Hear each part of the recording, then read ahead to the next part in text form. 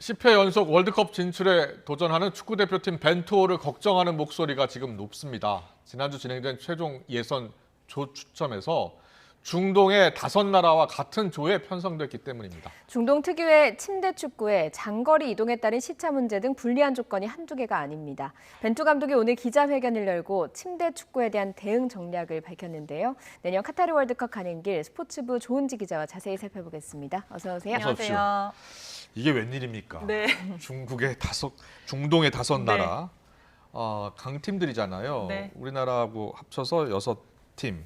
조 추첨 결과 자세히 좀 전해주세요. 중동 축구대회 걸프컵에 우리나라 초청 국가로 간 게 아닌가 이런 우스갯소리가 나올 정도예요. 네. 우리나라와 이란, 아랍에미리트, 이라크, 시리아, 레바논 이렇게 우리 6나라가 한 조가 됐습니다. 네. 최종에서는 12개 나라가 2개 조로 나뉘어서 상위 2개 나라가 이제 카타르 월드컵에 가는 건데요. 네. 피파 랭킹 순으로 위에서부터 2나라씩 자릅니다. 그래서 제일 높은 일본, 이란 2개가 일단 한 1번 포트를 받았고요. 네. 우리나라랑 호주가 이제 2번 포트를 받았는데 그래서 우리로서는 이란이랑 한 조냐 일본이랑 한 조냐 이거 중에 이란이 걸린 거예요. 그래서 보시면 A조는 뭐 그냥 중동 모래밭길입니다. 그렇네요. 반면 이제 B조도 보면 사실 만만치는 않은데 우리 입장에서는 흥행 요소가 많죠. 일단 뭐 한일전은 말이 필요 없는 뭐 흥행 카드고요. 그렇네요. 만날 때마다 뭐 명승부고 이제 뭐 손흥민 선수나 우리의 정말 정예의 멤버들이 제대로 진검승부 한번 해봤으면 좋겠다 이런 생각이 드는데 그게 좀 불발돼서 좀 아쉽고 또 이번에는 박항서 감독이 이끄는 베트남 팀 사실 이번에 최종 예선에 처음 올라왔거든요.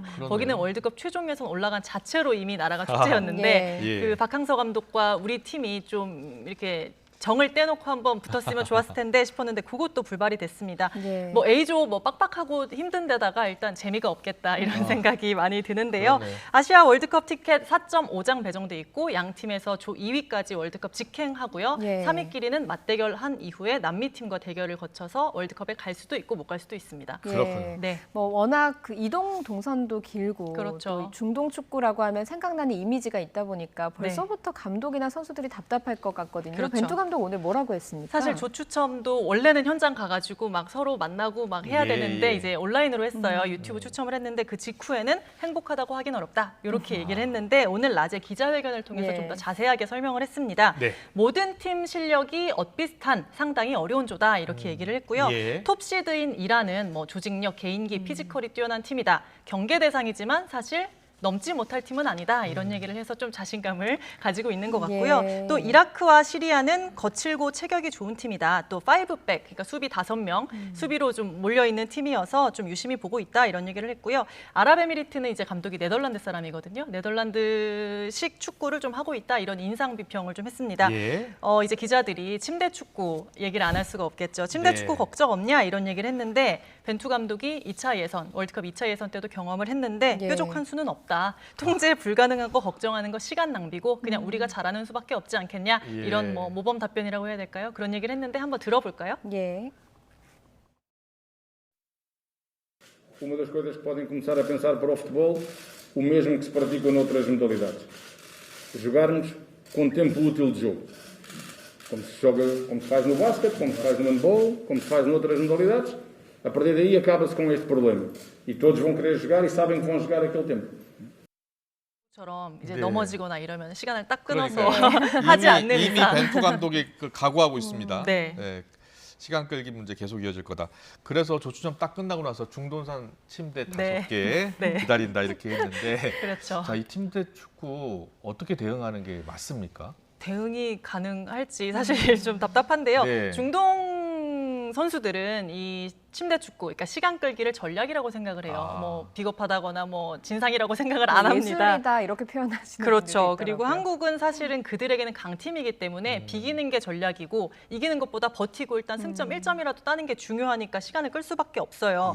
같이 근데 사실 맞서고 싸우고 계속 공격을 해야 뒷공간도 나오고 좀 기회가 생기는데 계속 버티고 엉덩이 빼고 주저앉아 있으면 저희는 답답하잖아요. 그렇게 될 수밖에 없어서 뭐 기억이 나실지 모르겠지만 뭐 베이루트 참사, 오만 쇼크, 테헤란 악몽 예. 이런 제목들 네. 늘 대서특필 네, 됐었던 맞습니다. 기억이 있으시죠? 예. 저희랑 그 한조 이번에 시리아 중에 가장 최근 이제 원정에 2016년 때도 갔었거든요. 그때 장면 한번 보면 좋을 것 같은데요. 네. 그때 기사를 보니까 제목이 교묘해진 침대 축구 언터처블 골키퍼 악용 이런 제목이에요. 지금 화면에 나오는 네, 장면이죠? 시리아 우리 원정 갔을 때 내용인데요. 어. 골키퍼가 계속 그 보니까 전반 6분부터 눕더라고요. 그때 네. 0대 0인데 전반 6분부터 눕고 통증 호소하면서 2분을 쉬고 90분 동안 7차례에 걸쳐 무려 13분을 누워 있었습니다.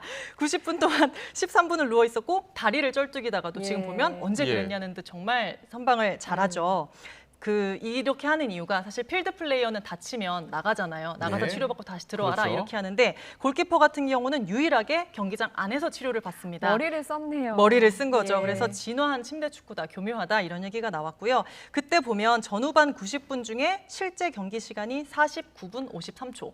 거의 뭐라고 해야 될지 모르겠는데 전반전만 했네요. 그렇죠. 예. 그때 우리가 0대 0으로 비겼습니다. 예. 요 나오는 지금 저 골키퍼 이브라힘 알마 이 선수 보니까 이번에 주장이더라고요. 어. 그래서 저희가 큰일 대비가 더 났습니다. 필요할 것 같습니다. 네. 그리고 또 이제 레바논 경기도 한번 봤으면 좋겠는데요. 이 네. 레바논 같은 경우는 저희 아시아 2차 예선에서 한 조에 있었어요.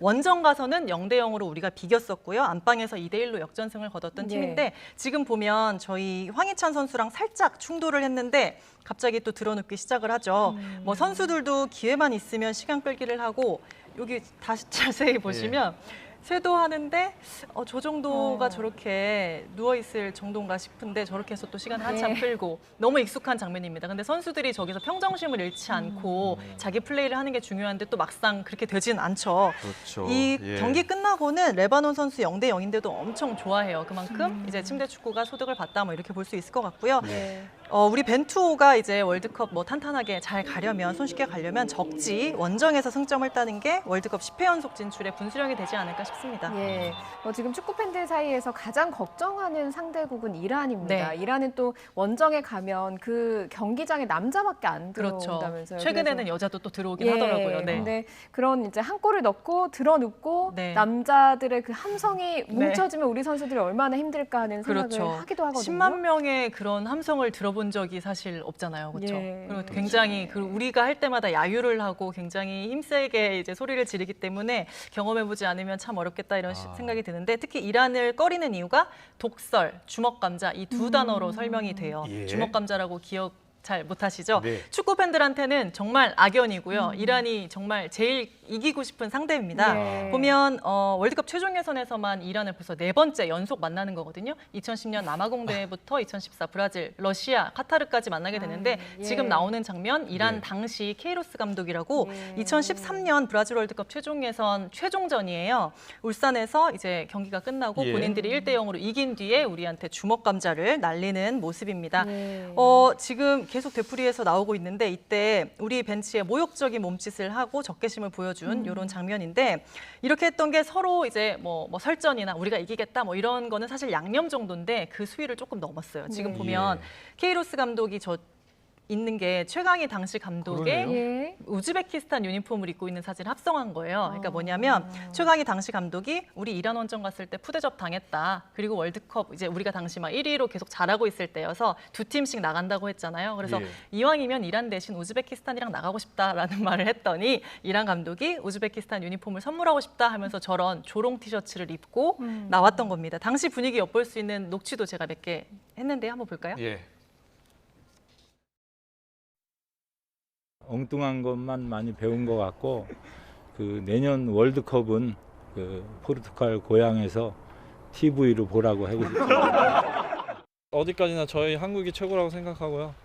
뭐 이란 같은 팀은 뭐 솔직히 뭐 제가 지금 욱해서 뭐 막말 나올 뻔했네요.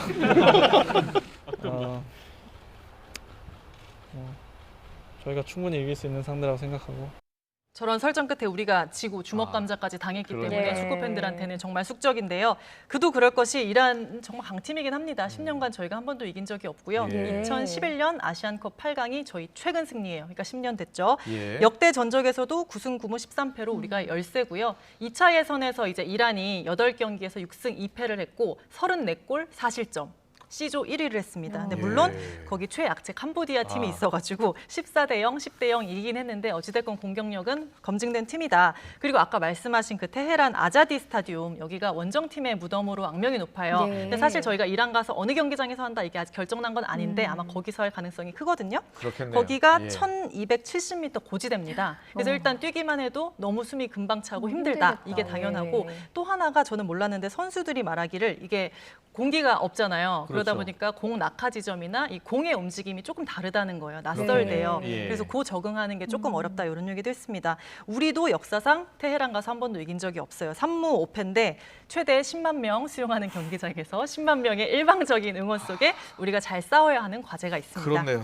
정말 힘든 경기가 될 것 같은데 일정이 좀 어떻게 됩니까? 모든 경기가 안방 경기 후에 원정 경기를 한다고요? 그렇죠. 최종 예선 9월부터 시작해서 내년 3월까지 10경기 홈앤 어웨이로 하는데요. 다 안방 경기 이후에 원정을 가는 스케줄입니다. 그래픽 있는데 네. 서아시아 나라들은 이제 서로는 가까우니까 이동 거리가 짧잖아요. 예. 근데 네. 우리는 이중고입니다. 시차도 있고요. 게다가 이제 제가 들어오기 전에 보니까 당장 첫 원정길 이제 레바논 베이루트 검색을 해봤어요. 근데 네. 코로나19 때문인가 싶기도 한데 경유 한번 해야 되고요. 16시간 걸립니다.